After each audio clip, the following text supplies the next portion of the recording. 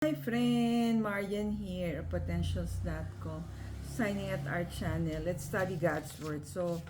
Um, Pastor Rick Warren's Daily Hope, Testing comes before blessing. Yung Bible verse niya is from Zechariah 13 verse 9. I will refine them like silver and purify them like gold.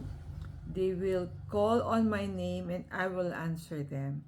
So yung sharing na message ni Pastor Rick Warren today is about prayer. So sabi niya, some prayers are answered immediately, but some are answered after some time. Sabi niya, some by weeks, some by months, and some by even years. So may kinikwento nga siya. There was one prayer niya. It took 13 years bago in-answer ni Lord. The other one is 25 years. Pero sabi niya, doon naman siya talaga natuto about himself. So sabi niya, in the waiting, there's blessing.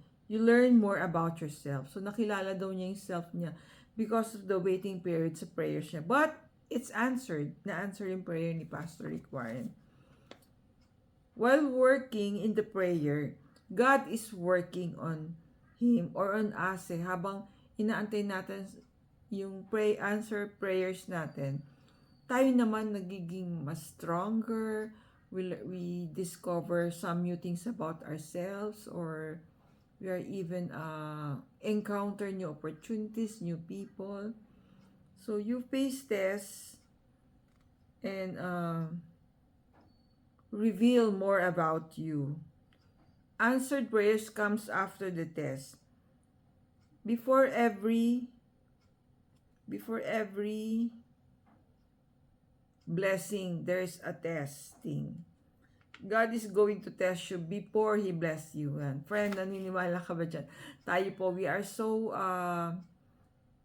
always waiting for God's answers. Kasi parati naman po nga niyang ina-answer ang prayers natin.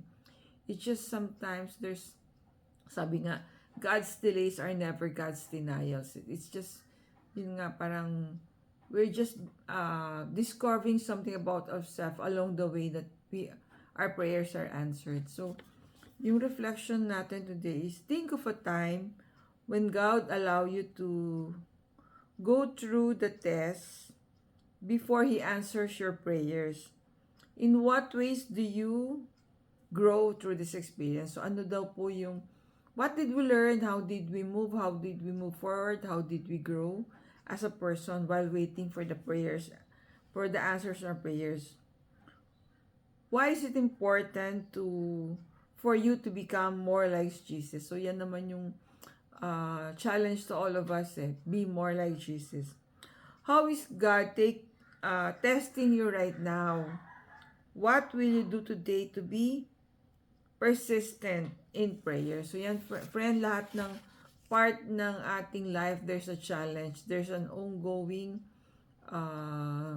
struggle or things that we need to learn. Hindi po it's not with our age, we're young, we're old. So bawat phase of our life, there's a mission, there's a challenge, there's something we need to learn every day. Parang that gives us purpose also That gives us strength, that gives us energized because of these challenges or mga lessons that we need to learn pa in our everyday.